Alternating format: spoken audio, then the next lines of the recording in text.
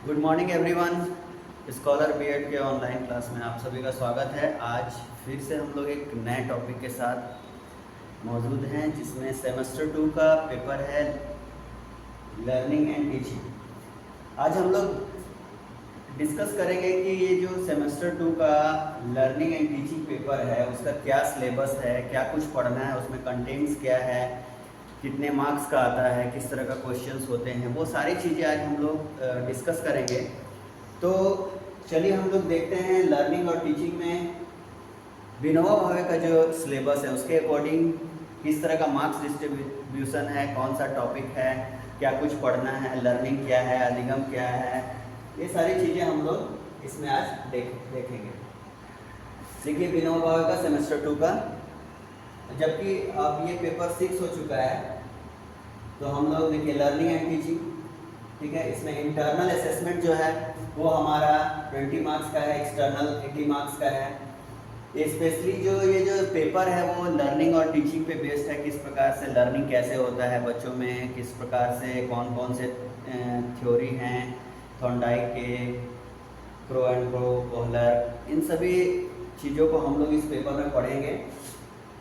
आप देखेंगे इसके बाद जो है यूनिट 1 में आपका educational psychology and teaching learning process, psychology, content, concept and scope, variables, instructional objective, learner behaviour, ये सारी चीज़ें देखेंगे। Role of the educational psychology in teaching, जैसे एजुकेशनल साइकोलॉजी में टीचिंग का क्या रोल है, किस प्रकार से टीचिंग करते समय हम लोग जो है साइकोलॉजी का यूज कर सकते हैं, बच्चे कैसे अधिगम करते हैं, बच्चों में किस प्रकार से अधिगम होता है, छोटे बच्चे को किस तरह से पढ़ाना है, जो उच्च हायर एजुकेशन है वो कैसे होगा, उसमें कैसे अधिगम होता है। छोटे बच्चों को देखेंगे अब अलग अलग टीचिंग की प्रोसेस है, उनके साइकोलॉजी को समझना पड़ता है। अभी हम लोग देखते हैं कि जैसे अब स्टूडेंट सेंटर्ड एजुकेशन हो चुका है, तो स्टूडेंट सेंटर्ड एजुकेशन का मतलब है कि बच्चों का जो इंटरेस्ट है उसके अकॉर्डिंग शिक्षा देना। जबकि हमारा जो एंशियंट सिस्टम था, जो हमारा पौराणिक शिक्षा पद्धति थी, वो क्या थी, शिक्षक केंद्रित थी। शिक्षक केंद्रित करने का मतलब है कि शिक्षक अपने अकॉर्डिंग जो है जो भी उनके अंदर ज्ञान होता था वो बच्चों के ऊपर देते थे। बच्चों में बहुत बार ऐसा देखा जाता है कि बच्चों में उस पर्टिकुलर सब्जेक्ट को लेके इंटरेस्ट है या नहीं, बट उनको सीखना पड़ता था। लेकिन आज की जो जो शिक्षा नीति है या आज का जो सिस्टम है, एजुकेशन सिस्टम है, उसमें क्या है, एकदम बच्चों पे फोकस किया गया है कि बच्चों के इंटरेस्ट को पहले जानिए कि बच्चा किस फील्ड में जाना चाहता है। उसका मेडिकल में इंटरेस्ट है, इंजीनियरिंग में है, वो टीचिंग लाइन में है, उसमें आर्ट्स में इंटरेस्ट है, उसको क्या म्यूज़िक में इंटरेस्ट है, उसको स्पोर्ट्स में इंटरेस्ट है। वो जिस भी फील्ड में उसको इंटरेस्ट है उसी फील्ड में उसको शिक्षा देना चाहिए, उसी फील्ड में उसको प्रमोट करने की आवश्यकता है और उसी के अकॉर्डिंग उसको शिक्षा दी जाती है, ठीक है। तो आप एजुकेशनल साइकोलॉजी में देख रहे हैं कि role of educational psychology in teaching learning process, approaches of learning, introduction or to learning concept and importance, behavioral trial error, conditioning, classical operant and social learning, cognitive, ये सब जो थ्योरी आप देखेंगे आगे, जैसे कि थॉर्नडाइक का क्या थ्योरी था, क्या कैसे उन्होंने जो है अलग अलग जो पशुओं पे जो थ्योरी अप्लाई करा, कैसे कैसे उन्होंने ट्रायल एरर मेथड किया, ये सारी चीज़ें जो है हम लोग इसी पेपर में पढ़ेंगे, ठीक है। नेचर ऑफ लर्निंग यूनिट 2 में आप देखेंगे नेचर ऑफ लर्निंग, इंटेलिजेंस, बुद्धि से संबंधित जो चीज़ें हैं वो डिस्कस की गई है, कैसे क्रिएटिविटी क्या है, कॉन्सेप्ट, उसका relationship, intelligence, techniques of the fostering creativity, personality, nature and assessment, किस प्रकार से पर्सनैलिटी को डेवलप करना पड़ता है, पर्सनैलिटी को अफेक्ट करने वाले कौन कौन से फैक्टर्स होते हैं, ये सारी चीज़ें हम लोग जो है इस पेपर में देखेंगे, ठीक है। यूनिट 3 में आप देखेंगे कि teaching as a profession, concept of teaching, meaning, definition, natures and characteristics, analytical concept of teaching, ये सारी जो चीज़ें हैं वो हम लोग इस यूनिट में, इस जो पेपर में है लर्निंग एंड टीचिंग, इसमें हम लोग देखेंगे, ठीक है। आप देख सकते हैं phases and operation of the teaching task, type of effective teaching, inclusive teaching, teaching accountability and professional competency. तो ये सारी चीज़ें जो है हम लोग इस पेपर में देखेंगे यूनिट 3 में, ठीक है। फिर उसके बाद हम लोग यूनिट 4 की तरफ अगर देखते हैं तो यूनिट 4 में जो है maturation concept and educational implication देखेंगे।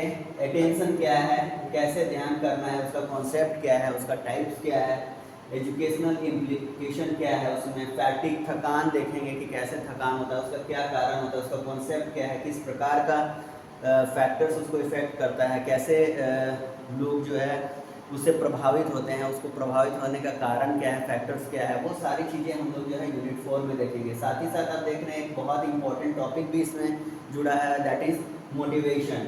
मोटिवेशन के साथ साथ देखिए मैस्लोस थ्योरी भी इसमें है। तो मोटिवेशन कैसे है, कैसे बच्चे पढ़ने के लिए मोटिवेट होते हैं, उनको कैसे मोटिवेट करना चाहिए, किस प्रकार से लर्निंग के लिए मोटिवेशन इम्पॉर्टेंट है, कैसे हम लोग बच्चों को मोटिवेट कर सकते हैं, या अगर बच्चा पढ़ नहीं रहा है या उसमें लर्निंग नहीं हो रही है तो मोटिवेशन कितना इम्पॉर्टेंट है, ये सारी चीज़ें हम लोग जो है यूनिट 4 में डिस्कस करेंगे, ठीक है ना। उसके बाद आप यूनिट 5 में देखेंगे, यूनिट 5 में मेंटल प्रोसेस ऑफ लर्निंग है।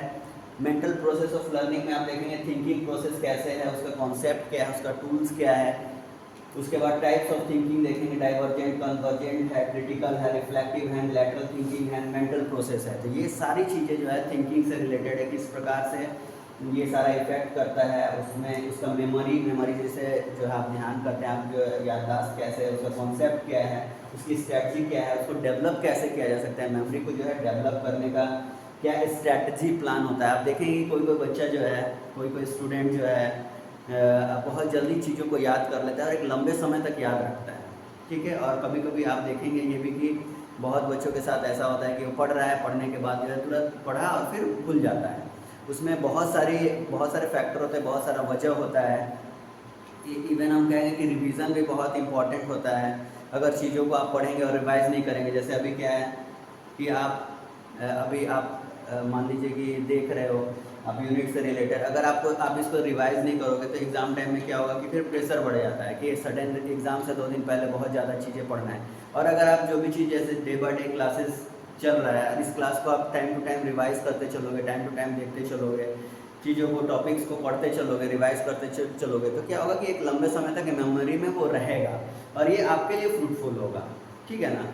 तो इस तरह से हम लोग देख सकते हैं कि इसमें मेमोरी भी है, इमेजिनेशन भी है, इमेजिनेशन कल्पना, उसमें आप किस प्रकार से उसका मीनिंग क्या है, टाइप क्या है, और उसको जो शैक्षिक महत्व क्या है, उसको एजुकेशन में उसका क्या है महत्व है। देखिए group dynamics, group learning strategy, meaning and characteristics of the social group.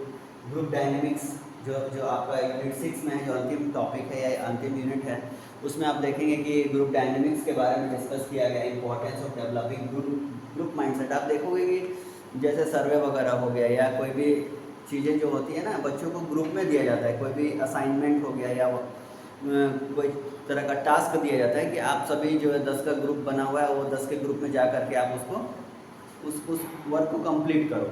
तो कैसे ग्रुप में माइंडसेट डेवलप किया जाता है, कैसे चीज़ों को समझा जाता है, उसका क्या पॉजिटिव निगेटिव इम्पैक्ट होता है। बहुत बार चीज़ें क्या होती है कि आप बच्चों से जैसे 10 लोगों का माइंडसेट मिलता नहीं है, ठीक है, कुछ लोग अलग सोच रहे हो, कुछ लोग अलग सोच रहे हो, बट क्या है डिसीजन, कोई एक डिसीजन लेना है, तो उस कंडीशन में क्या है कि बहुत बार ऐसा होता है कि बच्चों को आप आपस में डिस्कस करके, आपस में मतलब कोऑर्डिनेशन बना करके एक डिसीजन पे जाना होता है, तो वो ग्रुप डायनेमिक्स में या ग्रुप लर्निंग में स्ट्रेटजी में काम आता है। तो ये था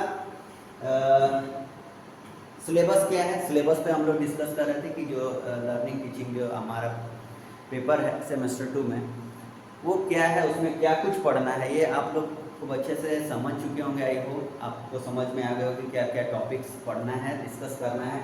अब देखिए जैसा कि इसमें लर्निंग एंड टीचिंग जो आप इसका जो आप देख पा रहे होंगे, लर्निंग एंड टीचिंग, तो लर्निंग आज हम लोग अधिगम को समझते हैं कि अधिगम एक्चुअली में है क्या चीज़, ठीक है ना। अधिगम क्या होता है, अब कैसे होता है, ठीक। अब देखिए इसमें क्या है, अधिगम को अगर हम लोग डिफाइन करते हैं या अधिगम को अगर हम लोग समझने की कोशिश करते हैं, तो देखिए इसमें सबसे पहला चीज जो दिया हुआ है अधिगम। अधिगम का मतलब क्या होता है, लर्निंग। लर्निंग मीन्स व्हाट, सीखना। सीखते कैसे हैं हम लोग, कैसे किसी व्यक्ति में हम कहेंगे कि लर्निंग हो रहा है या सीख चुका है या वो अधिगम कर रहा है, कैसे कहेंगे। तो उसके लिए है कि प्रत्येक व्यक्ति परिस्थितियों से सीखता है। सिचुएशन आप बहुत टाइम देखेंगे कि जैसे आपके घर में कोई तरह का कुछ ट्रेजेडी हो गया या कुछ कोई फंक्शन है या कोई भी चीज़ है, आप बहुत सारी चीज़ों को क्या होता है उस कंडीशन में सीख पाते हो, सिचुएशन में सीखते हो, देख करके सीखते हो या अनुभव करके सीखते हो या कोई ट्रेनिंग से भी सीखते हो। तो परिस्थितियों से सीखता है और अपने व्यवहार में परिवर्तन, सबसे इम्पोर्टेंट चीज़ जो है, सबसे इम्पोर्टेंट जो कह सकते हैं हम लोग की अधिगम की पहचान को क्या है कि व्यवहार में परिवर्तन होना चाहिए, यही सीखना है। इट मीन्स दैट व्यवहार में परिवर्तन है, वही सीखना है। अगर व्यवहार में, व्यक्ति के व्यवहार में परिवर्तन हो रहा है, दैट मीन्स लर्निंग हो रहा है। अब आप यहाँ पे क्वेश्चन अराइज करोगे या कह सकते हो कि सर व्यवहार में तो बहुत तरह से परिवर्तन होता है, तो क्या व्यवहार में परिवर्तन होना ही सीखना है? जैसे मान लीजिए कि कोई व्यक्ति अगर मादक पदार्थों का सेवन करता है, ठीक है, मादक पदार्थ मतलब समझ रहे होंगे आप लोग, जैसे मान लीजिए कोई शराब पी करके आ रहा है, उसका व्यवहार परिवर्तित हो जाता है, क्या वो लर्निंग है? नहीं, दैट इज नॉट लर्निंग, वो लर्निंग नहीं है। कभी कभी आप देखेंगे कि कोई व्यक्ति क्या है, बीमार पड़ गया है, तो भी उसके व्यवहार में परिवर्तन हो जाता है बीमारी में, तो क्या वो लर्निंग है? दैट इज नॉट लर्निंग, वो भी लर्निंग नहीं है, वो भी अधिगम नहीं है। कभी कभी क्या होता है कि परिपक्वता के आधार पे भी उसमें क्या होता है, लर्निंग होता है, that is also not learning, वो भी लर्निंग नहीं है। तो एक्चुअली में लर्निंग होता कैसे है? तो लर्निंग के लिए हम लोग देखेंगे कि कम से कम 3 चीज़ें होनी चाहिए या 3 में कोई एक चीज़ होनी चाहिए, तब क्या कह सकते हैं कि हम लोग लर्निंग है। वो 3 चीज़ें क्या है, कह सकते हैं हम लोग अभ्यास से, अभ्यास, ठीक है। पहली चीज क्या हो गई, अभ्यास। आप जैसे कोई चीज को अभ्यास कैसे करते हो? जैसे आप गाड़ी चलाना सीखते हो, साइकिल चलाना सीखते हो, कार चलाना सीखते हो, कैसे सीखते हो आप? बताओ कैसे सीखते हो आप सीखते हो अभ्यास करके। जैसे आपको अगर साइकिल चलाना सीखना है तो आप प्रैक्टिस करते हो, कार चलाना सीखता है तो आप ट्रेनिंग करने जाते हो या अभ्यास करते हो, प्रैक्टिस करते हो, गिरते हो फिर सीखते हो, फिर गिरते हो फिर सीखते हो। तो आप अभ्यास करके वो लर्निंग करते हो। That learning will be means that क्या कह सकते हैं, अस्थायी होनी चाहिए। अस्थायी मतलब क्या है कि जो लर्निंग होगा, जो आपके व्यवहार में परिवर्तन होगा, वो अस्थायी होना चाहिए, ठीक। तो अभ्यास से हो गया। दूसरा क्या हो गया, अनुभव। बहुत बार आप देखेंगे कि अनुभव के आधार पर आपके व्यवहार में, जैसे कोई चीज कर रहे हो आप, जैसे मान लो कि जैसे बच्चा है, ठीक है, कोई बच्चा है और आग है, ठीक है ना। अब उसमें क्या होता है कि उसका हाथ लगाता है, जल जाता है, उसको क्या वो अनुभव हुआ, अनुभव हुआ, अनुभव से वो सीखा क्या सीखा कि अगर हम आग में हाथ देंगे तो जल जाएगा। अब क्या करेगा, वो स्किप करेगा, जहाँ पे आग है वहाँ पे वो अवॉइड करेगा, बचेगा, वहाँ पर नहीं जाएगा। तो वो कैसे सीखा, वो अनुभव के आधार पर सीखा। और कैसा परिवर्तन हुआ, अस्थायी परिवर्तन हुआ। दैट इज अस्थायी परिवर्तन, दैट इज ऑल्सो लर्निंग, ठीक। अब क्या है तीसरा जो आप लोग कर रहे हो, आप लोग क्या कर रहे हो पहले बताओ, आप लोग क्या कर रहे हो? आप लोग प्रशिक्षण प्राप्त कर रहे हो, है ना। आप क्या कह रहे हो, टीचर्स ट्रेनिंग कॉलेज, ठीक। किस चीज़ के लिए, शिक्षा के लिए प्रशिक्षण कर रहे हो कि शिक्षक कैसे बने, उसके लिए प्रशिक्षण कर रहे हो, है ना। तो प्रशिक्षण प्राप्त करके भी जो आपका लर्निंग होगा, जैसे मतलब आप अभी पढ़ा रहे हो, जैसे तैसे पढ़ा रहे हो, मान लो जब आप प्रशिक्षण प्राप्त करके पढ़ाओगे तब क्या होगा, तब होगा लर्निंग, मीन्स अस्थायी लर्निंग होगा। तब आपका क्या होगा, अस्थायी परिवर्तन होगा आपके व्यवहार में। अब आप जब पढ़ाओगे तो बेहतर पढ़ाओगे, अब आप चीज़ों को समझ करके पढ़ाओगे, साइकोलॉजी को यूज करके पढ़ाओगे, टूल्स को यूज करके पढ़ाओगे, टेक्निक से पढ़ाओगे, विभिन्न टीचिंग मेथड्स को यूज़ करोगे। ये सारी चीज़ें जो है आप इसके आधार पर सीखोगे, ठीक है ना। अब चलिए हम लोग जो है नेक्स्ट स्लाइड की तरफ देखते हैं।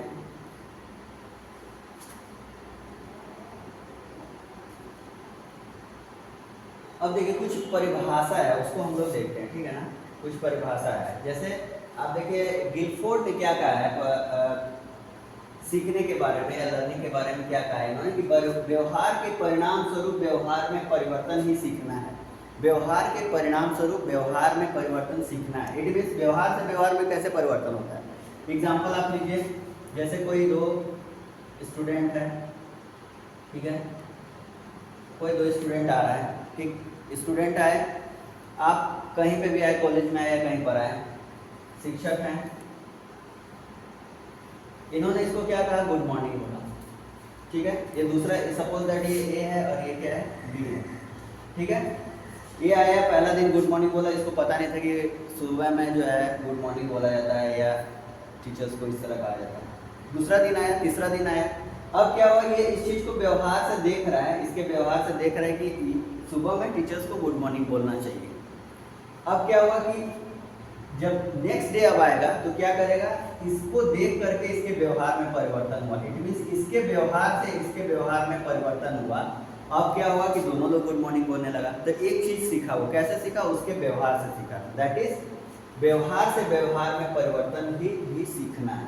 ये किसने कहा है, गिलफोर्ड ने कहा है।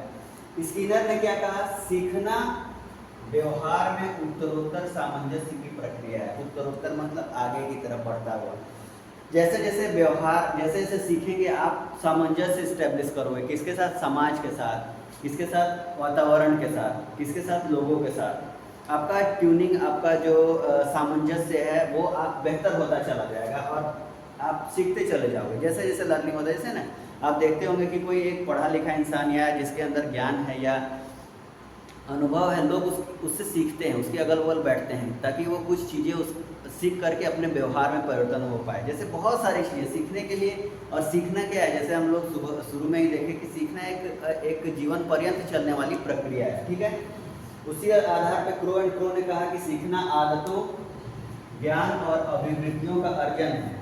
आदत का अर्जन, जैसे सीखेंगे तो कुछ आदतें बनेंगी, ज्ञान बढ़ेगा और अभिवृत्तियों का अर्जन होगा, मतलब आप लोगे, कहने का मतलब है कि आप सीखोगे, अर्निंग होगा। तो वो भी क्या कहता है, सीखना है। जैसे अलग अलग जो है शिक्षाविदों ने अपने तरीके से इसको डिफाइन करा है, ठीक है। वुडवर्थ ने क्या कहा, वुडवर्थ ने कहा कि नवीन ज्ञान और नवीन प्रक्रियाओं को प्राप्त करने की प्रक्रिया सीखने की प्रक्रिया है। नवीन ज्ञान और नवीन प्रक्रिया, नई चीज़ों को सीखना ही ज्ञान है।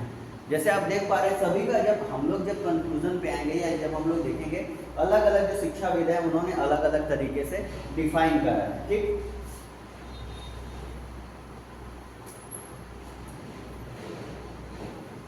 नेक्स्ट स्लाइड की तरफ हम लोग देखते हैं। कैरेक्टरिस्टिक्स ऑफ लर्निंग क्या है, लर्निंग इज यूनिवर्सल, ये सार्वभौमिक है, मतलब सबको सब लोग मानता है, सार्वभौमिक है, जो सबको पता है, सब लोग उसको मानता है, स्वीकार करता है, दैट इज सार्वभौमिक। तो लर्निंग इज यूनिवर्सल। दूसरा क्या है, learning is goal oriented. Learning जो भी होता है वो क्या होता है, गोल ओरिएंटेड। एक मिनट, हाँ, लर्निंग क्या होता है कि गोल ओरिएंटेड होता है, ठीक है। गोल ओरिएंटेड मतलब उद्देश्यपूर्ण होता है। लर्निंग क्या है, लाइफ लॉन्ग चलता है, मीन्स जीवन पर्यंत चलता है, जीवन पर्यंत चलने वाला है, जन्म से लेकर के मृत्यु तक लर्निंग होता ही चलेगा, ठीक है। लर्निंग क्या है, अनुभवों का संगठन है। जैसे बहुत सारा अनुभव, जैसे आप देखते हो घर में बड़े बुजुर्ग होंगे तो वो परिस्थितियों को बहुत अच्छे से टैकल कर लेते हैं, जिसमें हम लोग बहुत जल्दी परेशान रहते हैं, उन लोगों के लिए वो चीज़ें आम होती है, वो बहुत आसानी से उसको टैकल कर लेते हैं। तो वो अनुभवों का संगठन भी लर्निंग है। Learning is process of adjustment, समायोजन। समायोजन क्या है, एडजस्ट करना। जैसे विपरीत परिस्थितियों में आप देखेंगे एडजस्ट करना, जैसे बहुत गर्मी लग रहा है, अब क्या बेचैन होकर के इधर उधर जा रहा है, नहीं, उसको एडजस्ट करना है कि गर्मी है तो गर्मी पड़ेगा, बरसात है तो पानी पड़ेगा, अब उसको आपको क्या करना है, एडजस्ट करना है, ठीक है। तो समायोजन की प्रक्रिया है। लर्निंग इज ग्रेजुअल, सीखना एक क्रमिक प्रक्रिया है, मतलब धीरे धीरे चलने वाली प्रक्रिया है और वो लगातार चलने वाली प्रक्रिया है, क्रम के अनुसार। तो इस प्रकार से आज हम लोग क्या देखें, कैरेक्टरिस्टिक्स ऑफ लर्निंग और लर्निंग एक्चुअली में है क्या, वो हम लोग देखें। तो आई होप कि आप सभी को वीडियो पसंद आया होगा, पसंद आएगा आप सब्सक्राइब करेंगे, लाइक करेंगे, और इसके आगे फिर हम लोग नेक्स्ट क्लास में लर्निंग के बारे में डिस्कस करेंगे। तो ओके देन, फिर आज के लिए thank you and have a nice day.